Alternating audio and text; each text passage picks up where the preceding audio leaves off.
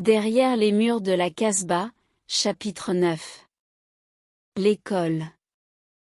À l'époque, toutes les écoles avaient un restaurant où on donnait à manger aux enfants issus des familles pauvres.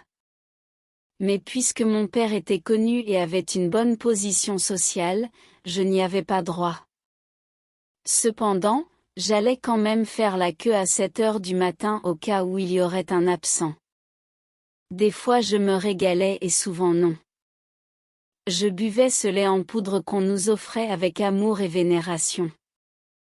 Je savais apprécier plus que quiconque la valeur d'un tel produit. Je buvais longuement, lentement, doucement mon verre. J'en savourais chaque gorgée, chaque goutte. J'accompagnais ce breuvage d'un tout petit bout de fromage ou de chocolat avec du pain blanc, frais, croquant, doux et propre. C'était presque une prière. Un rituel qu'il fallait réussir. Qui pouvait bien savoir quand j'allais avoir la chance de remplacer un absent? Quand le resto était plein et qu'il n'y avait point de retardataire, je restais adossé au muret. À chacun qui sortait avec du pain, je lui demandais un petit morceau. Cela n'arrivait pas à apaiser ma faim, mais je pouvais ainsi tromper la faim avant les cours. Je prenais alors place avec mes camarades tout en priant Dieu que le maître ne fasse pas une ronde pour vérifier les cahiers et les livres. Car depuis que le demi-frère avait commencé à marcher, la marâtre lui donnait mes affaires pour jouer avec. Aucun cahier, aucun livre n'était épargné. J'allais à l'école avec des torchons et je m'en fichais carrément.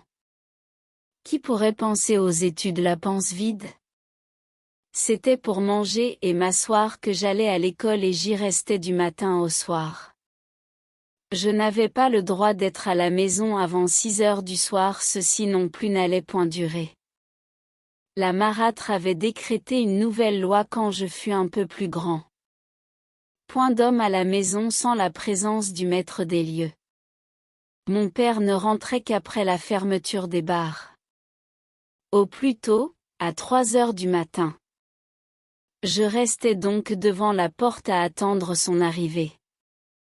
J'avais mon cartable comme seul compagnon qui me servait aussi de coussin pour dormir devant cette porte qui se fermait à 7 heures du matin pour ne s'ouvrir qu'à l'arrivée du père.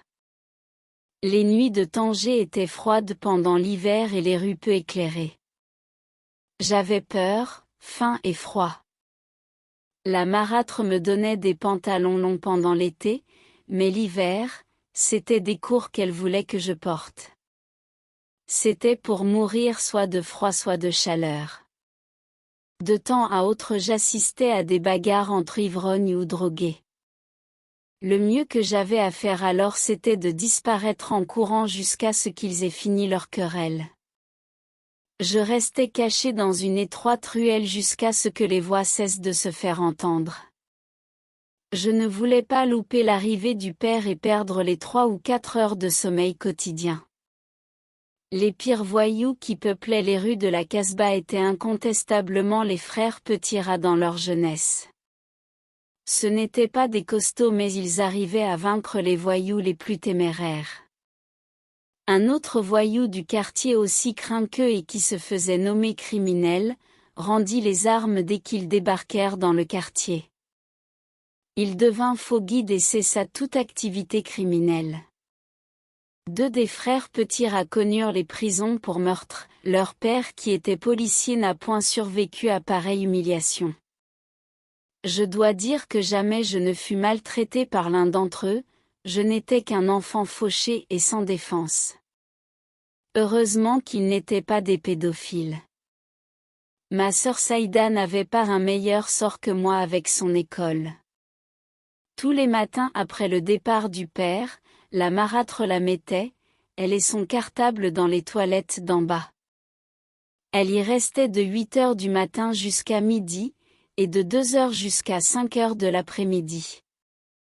C'est-à-dire les heures où tous les écoliers apprenaient la langue et le calcul sur les bancs de l'école. Mon père ne s'en apercevait jamais. Et qui aurait eu le courage de le lui dire? La marâtre avait bien fait entendre que celui qui irait raconter quoi que ce soit au vieux, subirait sa colère. Nous étions sûrs qu'elle ne blaguait pas.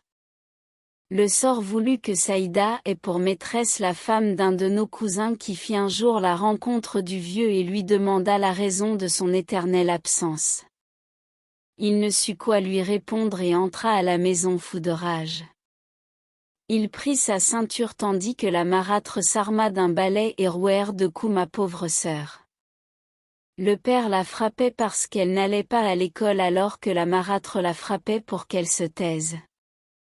Ma pauvre sœur recevait des coups sans savoir quoi faire.